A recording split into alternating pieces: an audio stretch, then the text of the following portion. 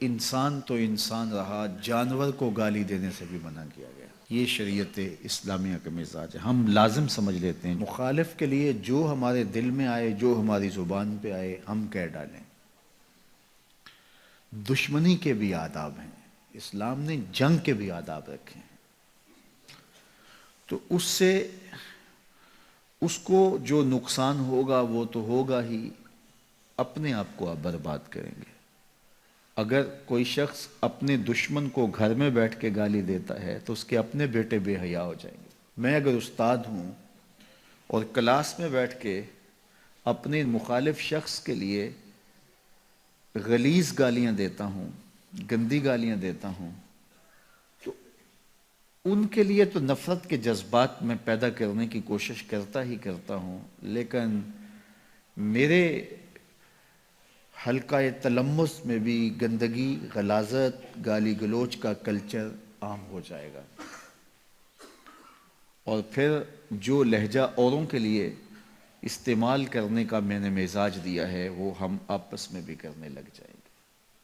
اگر یہاں بیٹھ کر کے مہذب اور شائستہ بات کرنے کا مزاج آپ کو دینا چاہوں تو آپ ایک مہذب اور شائستہ مزاج کے سانچے میں ڈھلیں گے اور پروان چڑھیں گے اور ایک صالح معاشرہ ترتیب پائے گا۔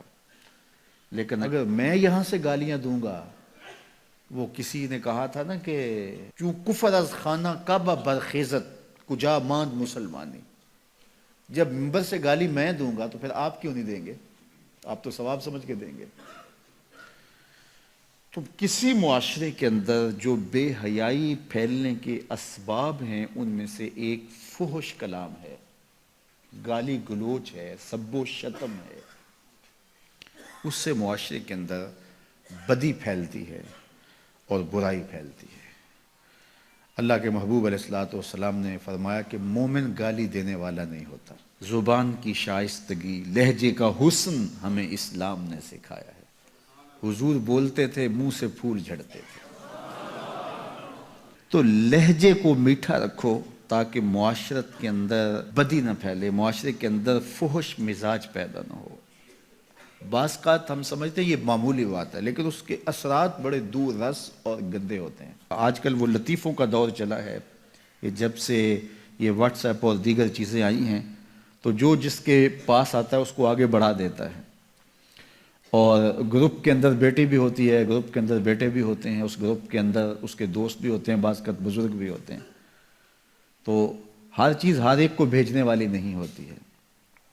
تو اس سے کیا ہوتا ہے کہ وہ چیزیں جو میاں بیوی کے مابین گفتگو والی تھی وہ بھی بیٹی کے سامنے جو ہے وہ گفتگو ہو رہی ہے۔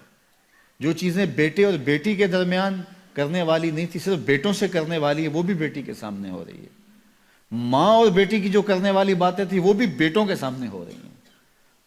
تو معاشرہ جو ہے وہ حیا کے جوہر سے خالی ہو گیا ہے۔ گالی تو دور کی بات ہے، جب لفظ برہنہ ہوتے ہیں تو اس سے معاشرے کے اندر گندگی پھیلتی ہے۔ کسی زمانے میں جب کوئی ایسا ماجرا ہوتا تو اخبار میں خبر چھپتی تھی کہ فلاں جگہ پر ایک مرد اور ایک خاتون یا ایک لڑکا اور ایک لڑکی قابل اعتراض حالت میں پائے گئے، بس اتنی خبر ہوتی تھی، قابل اعتراض حالت میں پائے گئے۔ تو بس یہ لفظ ہی کافی تھا اس مفہوم کو بیان کرنے کے لیے، اور آج میڈیا کیمرہ لے کے وہاں گھسا ہوا ہوتا ہے اور مناظر دکھا رہا ہوتا ہے۔ لفظ تو لفظ رہے، لفظوں میں بھی پردہ ہوتا تھا، لفظوں پر غلاف چڑھا کر کے جو ہے وہ لفظ بیان کیا کرتے تھے۔ تو اب میڈیا گھسا ہوا ہوتا ہے، ایسے مناظر دکھا رہا ہوتا ہے، اور اس سے کیا ہوتا ہے کہ معاشرہ جو ہے وہ بے حیائی کی طرف بڑھتا چلا جاتا ہے۔ دور موجود کے اندر قوموں کو، معاشروں کو بے حیا بنانے کا سب سے بڑا کردار میڈیا نے ادا کیا ہے۔ الیکٹرانک میڈیا سے پھر آگے سوشل میڈیا نے اس کردار کو مزید زیادہ ادا کیا، اور اس کا نتیجہ کیا ہوا کہ وہ حیا کا جوہر جو مومن کی زندگی کا اجالا تھا، جو مومن کی زندگی کا نور تھا، آج وہ حیا باقی نہیں رہا۔ نہ آنکھوں میں حیا رہا، نہ خیالوں میں پاکیزگی رہی، نہ سوچوں میں نور رہا، نہ طرز زندگی میں، نہ لباس میں، نہ وضع قطع میں۔ تو یہ حیا کا نقصان ہو جانا کوئی چھوٹا نقصان نہیں، چونکہ میرے حضور نے ارشاد فرمایا حیا اور ایمان جڑے ہوئے ہیں، جب حیا جاتا ہے تو ایمان بھی جاتا ہے۔ اب اس حدیث کی سمجھ آئی کہ میرے حضور نے فرمایا ایک وقت آئے گا اسلام کا صرف نام رہ جائے گا، قرآن کے صرف حرف رہ جائیں گے۔ اپنی اولادوں کو، اپنی نسلوں کو، اپنے آپ کو حیا کے دائرے میں رکھو، یہ بہت بڑی دولت ہے، یہ بہت بڑا سرمایہ ہے۔ اگر یہ لٹ گیا تو پھر کچھ بھی باقی نہ رہا۔